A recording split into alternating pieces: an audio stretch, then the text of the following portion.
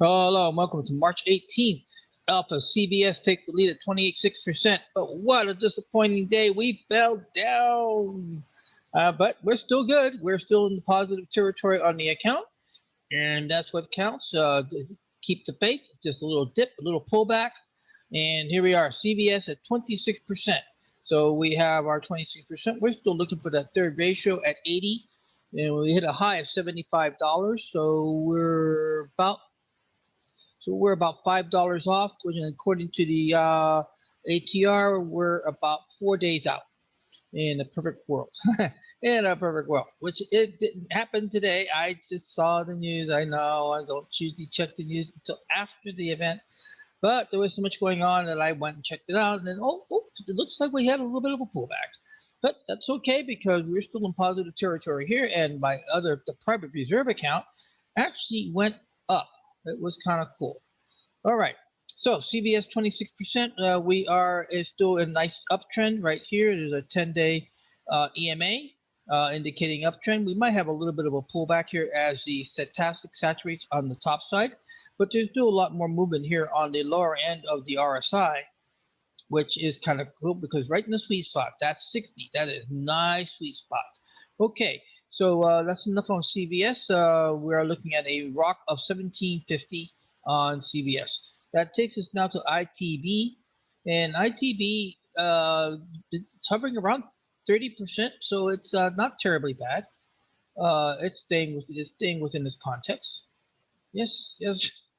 So oh, we have another. I think we have to change. We have to change. Yeah, we do. We have another EMA change. Our simple moving average to our exponential moving average. So go to the beaker, come here and type in your XPO exponential, and it will give you the two exponentials that are here on TOS.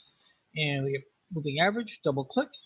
It ends up over here in the price chart, and then come to the gear, and then change it here to 30 to 10 to 30, and OK it, and apply, and OK, and away it goes. So there it is. So we now have that, and also too, make sure our initial stop has been moved up. I know it's kind of redundant, but it's good to check just to make sure that it didn't slip through the cracks, because that has happened where I said, "Oh, I thought I did that." No, you didn't. Okay, all right. So took me out of the trade. All right. So now WBA is running at 18%. That's our Walgreen. The EMA is starting to do a little bit of flatlining. We have three red soldiers, which sometimes indicates a turnaround. But you see down below that the stochastics and RSI are not. They're in correlation of the downturn. So we might have a pullback. We have some good distance between the close and our one ratio loss right here. Remember, we are doing 3-to-1 ratio. We'll take but one loss, but that's it. The bottom line is we take the one loss in anticipation of the 3-to-1, and you have seen it already in past videos, the success rate. So let you on to that. Okay, that takes us now to T at 11%, and there's T, and so remember that AT&T is the owners of Warner Brothers, for those who are into the media, and they're working on trying to come out with some more content to keep the people entertained, glued to their set, and paying the subscription fees to HBO Max. I've heard good about it. I've been hearing good things, so it's good. All right. Running at 11%, only $52. It still has a major nut. So like I said before, AT&T is going to be, or symbol T, is going to be around our trading arena for a while until we will get that nut down to a respectable and off the playing field. The two other positive positions is KR, and KR is right here. So apparently everybody was in pullback today. It was not geared. It was not one focus only. It's pretty much all over the map. So oh, we have another change here. Yep, there we go. Remove, yes, beaker, exponential, comes up to the moving average right there. Double click, ends up over here in the price channel panel, right there, price panel. Come down to the gear, change it to 10, come back, apply, okay, and there it is. And close was below the 10 EMA. This could be a little concerning, but it's a doji.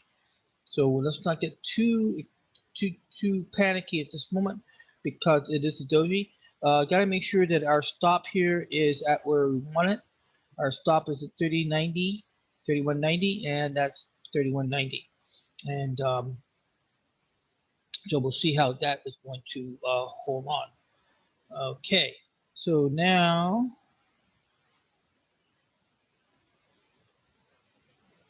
that was interesting. A little something on my side monitor caught my attention. I apologize for the interruption.